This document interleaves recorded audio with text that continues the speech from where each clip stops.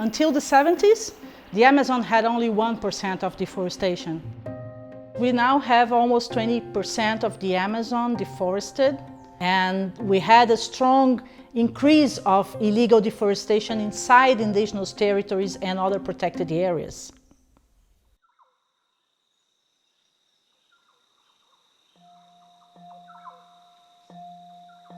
ISA is a Brazilian NGO supporting indigenous peoples and traditional communities in managing their territories. What happens is that there is a lot of uncontrolled activities in the region that occurs in an illegal basis. We identify the illegal activities, we bring the proofs together, and we make the formal denounce. So we have access through Google Earth Engine to tons and tons of data. So we know how much has happened within indigenous territories, and it would be impossible for us to download this and to work local on our local machines. So we use the Google Cloud platform.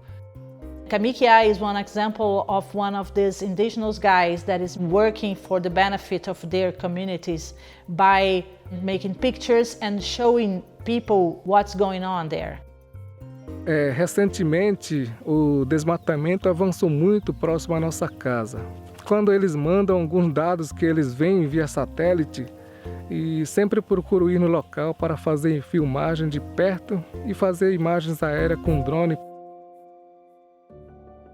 The satellite images, together with the drone photographs Kamikia does, that strengthens the denounce that you can do by showing where it was happening and what was happening.